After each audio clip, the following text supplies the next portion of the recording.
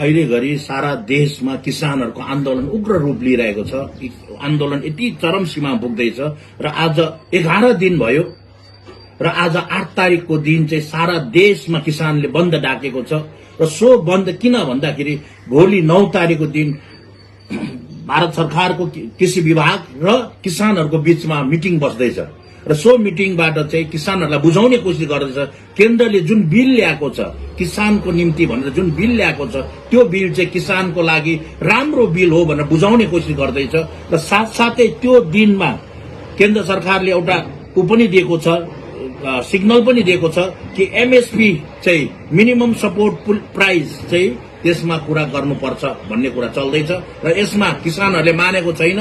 किसानहरूको माग एउटै छ कि 3वटा किसान बिल जुन 3वटा ल्याएको छ यो 3वटा खारिज गरिनुपर्छ भन्ने कुरा र यो आन्दोलनलाई टेवा दिनको निम्ति भारतवर्षका नामी गामी खेलाडीहरू जसलाई भारत सरकारले सम्मान गरेका थिए ती खेलाडीहरू पनि सडकमा ओर्लिएको छ।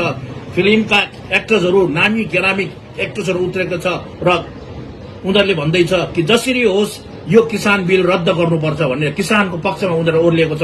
सारा ट्रान्सपोर्टका मालिकहरू ओर्लिएको छ यो किसान बिलले किसानलाई मार्छ, हामीलाई मार्छ, गरिब किसान खटिखाने मान्छेको माथि चरम अवस्था पर्छ भन्ने कुरा गर्दैछ र त्यो बेलामा दिल्ली हाइकोर्टका लयरहरूले पनि भारत सरकारका प्रधानमन्त्रीलाई चिठी लेखेको छ कि होइन यसले यो किसान बिल चाहिँ रद्द गरिनुपर्छ किनभनेदेखिलाई यसले गर्दाखेरि देशमा किसानहरूलाई चरम सीमा पुर्याउँछ भन्ने कुरा र त्योलाई साथमा दिँदै अहिले भर्खरै मात्र हामीले खबर लिउँदाखेरि सुप्रिम कोर्ट बार एसोसिएसनले पनि बाकायदा यो आन्दोलनलाई सपोर्ट गरे र सुप्रिम कोर्टका बार काउन्सिलका प्रेसिडेन्ट श्रीमान दुष्यन्त दुबेले चिठी लेखेको छ जति केन्द्र सरकारले यसलाई यदि विथड्र गरेन भनेदेखिलाई हामी पनि यसमा ओर्लिन्छौँ, किसानहरूसँग अहिले पनि छौँ र किसानहरूलाई कुनै प्रकारको कुनै असुविधा पर्यो कुनै कानुनी कारवाही पर्यो भने हामी उनीहरूलाई सघाउँछौँ भनेर उनीहरू आएको छ।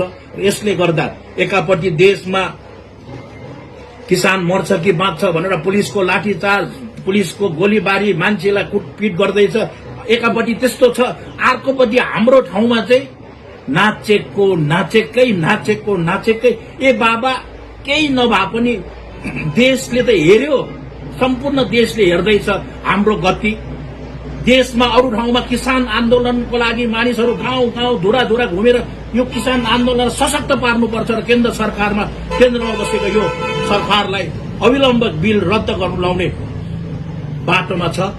तर हामी भने चाहिँ यहाँनिर भोट माग्दैछौँ, भोट देऊ, योपालि बीजेपीलाई भोट दिने कुरा होइन। कुरा के हो भने केन्द्रले पास गरे किसान बिललाई रद्द गर, किनभने ममता ब्यानर्जीले पनि भनिसकेको छ उहाँको किसान आन्दोलन गर्ने साथीहरूलाई ममता ब्यानर्जीले फोन गर्यो भने तपाईँहरूलाई हाम्रो सम्पूर्ण सपोर्ट छ। उसो भएदेखिलाई सपोर्ट छ भने आजको बन्द गर्नुपर्छ नि त। हामीले ममता ब्यानर्जीको पार्टी टीएमसीलाई सघाउने जति पनि छ उनीहरू किन चुप छ, आज किन चुप लागेर बस्यो, किन चाहिँ यो कुरा नभनेको। त्यत्रो मानिसको भिडमा यदि तपाईँहरूले यो कुरालाई लिएर केन्द्र सरकारले किसान बिल जुन ल्याएको छ यसले किसान मर्छ भनेर भनेको थियो के हाम्रो इलाकामा किसान छैन? हाम्रो इलाकामा पनि प्रचुर किसान छ। आज उनीहरूको बारी बाँझो भइरहेको छ, केही गर्नु छैन, सरकारले कुनै प्रकारको सहुलियत पुऱ्याएको छैन। यस्तो अवस्थामा किसानहरूको सङ्घर्षलाई साथ दिनुपर्ने, न कि यसलाई भोट हाल त्यसलाई नहाल, यसले यस्तो पैसा खाए त्यसले पैसा खाए, कसले कहाँ गरे, यो सब कुरा झण्डा साटासाट एकालाई गाली गर्ने कुराले चाहिँ के हुन्छ भने संसारको दरबारमा हाम्रो जातिको बौद्धिकता कस्तो छ त्यो देखा पर्दैछ। र म सम्पूर्ण सचेत नागरिकलाई, सम्पूर्ण राजनीतिक पार्टीलाई म आह्वान गर्छु, अस्ट्रेलियाका मानिसहरू निक्लियो सडकमा किसान बिल रद्द गर भनेर।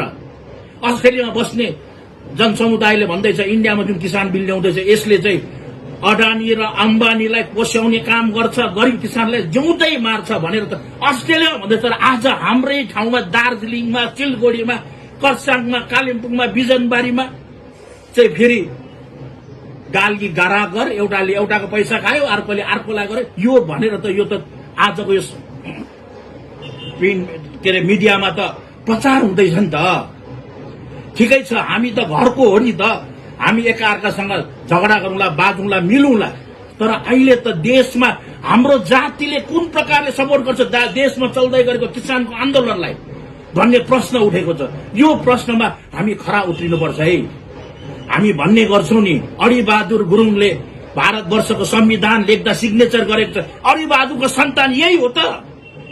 ग्राउन्डमा नाचेर उफ्रेर रुएर कराएर चाहिँ अर्कालाई गाली गर्ने, त्यो पार्टीले यो गर्यो हामीलाई यो ठग्यो भन्ने कुरा हो कि आजको देशमा भइरहेको घटनालाई लिएर सुरोधार गरेर त्यसको लागि चरम सीमाको आन्दोलन गर्नुपर्छ। भारतवर्षमा भइरहेको किसान आन्दोलनलाई हामीले पनि पहाड़बाट डुवर्स, तराईबाट डुवर्सबाट सपोर्ट गरेर कुरालाई चाहिँ यो आन्दोलन अझै सक्त बनाएर केन्द्र सरकारले गरिब मारा, किसान मारा,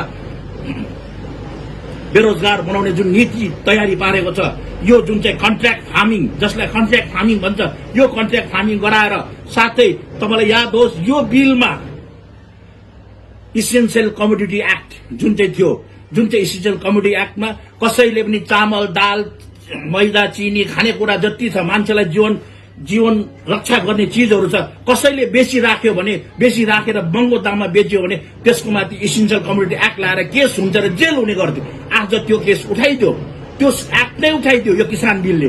अब के हुन्छ भने यो धनी धनी मान्छेले अन्न बाली आफ्नो गोदाममा लुकाएर राखेको छ र बजारमा आर्टिफिसियल क्राइसिस गरेर गरिबले किनेर खानु सक्दैन र मर्छ र जबरजस्ती मार्ने जुन एउटा षड्यन्त्र गर्दैछ, यसको हामी सीपीएम पार्टी घोर भर्त्सना गर्छौं। र आज 8 तारिकको दिन सारा देशमा किसानले गरेको जुन आन्दोलन छ, त्यो आन्दोलनलाई हामी रक्तिम अभिनन्दन दिन्छौं। हामी हाम्रो प्रकारले त्यसलाई सपोर्ट गर्छौं। साथै हामी हाम्रो जग्गामा जनसाझा आह्वान गर्छौं, दया गर्नुहोस्, हामीले जनताको अगाडि, संसारको अगाडि हामीलाई आफ्नो जातिलाई ननङ्ग्याउँ, हाम्रो जाति राजनीतिक चेतना छैन भन्ने कुरा नगरौं। डम्बर सिंह गुरुङको कुरा आउँदाखेरि जति बेला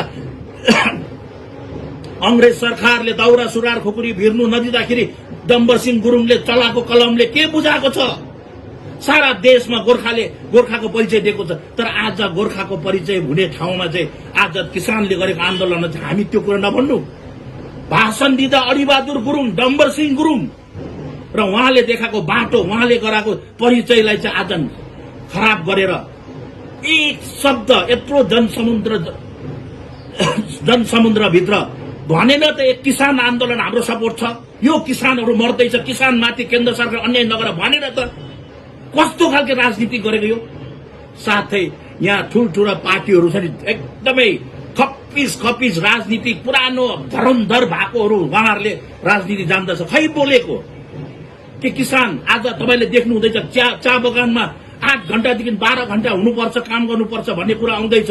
यो जुन कन्ट्र्याक्ट फार्मिङ छ, जस्तो चिया बगानमा वर्षदेखि काम गरेर आए तापनि त्यो जमिन किसानको हुँदैन। त्यही कारण आज भन्दैछ नि जमिन दिनुपर्छ, पर्चा-पट्टाको कुरा त्यही नहुनुको लागि अब पाउँदैन भनेर कन्ट्र्याक्ट फार्मिङ आउँदैछ। यसको विरोध नगर्नु, खालि जनसमुदायलाई झुटो कुरा भनेर लट्याइरहने।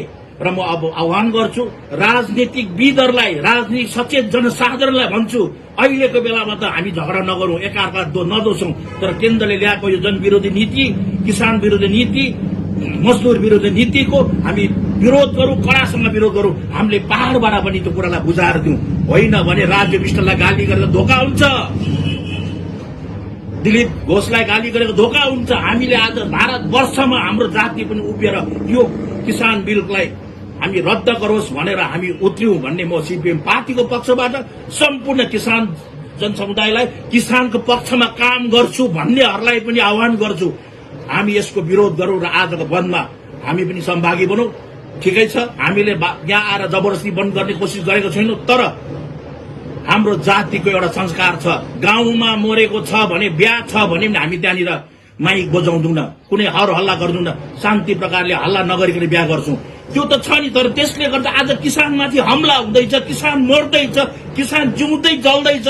त्यो किसान आज देखेर आज हामी नाच्नु, उल्टा पुल्टा कुरा गर्नु, यसले हाम्रो जातीयताको जुन चाहिँ सभ्यता छ त्यो सभ्यतालाई त गलत बाटोमा लान्छ। त्यसले गर्दाखेरि त्यस्तो भूल काम नगरौं र भारतको राजनीतिमा हाम्रो पनि सहभागी हुनुपर्छ, यो जातिको पनि बराबरी सहभागी हुनुपर्छ भन्ने लाग्छ भनेदेखिलाई आउ साथीहरु हामी एक मञ्च बसेर किसान आन्दोलनलाई सफल गरौं। साथै केन्द्र सरकारले ल्याएको यो किसान मारा नीतिको, यो कानूनको हामी विरोध गरौं भन्ने हामी आह्वान गर्छौं।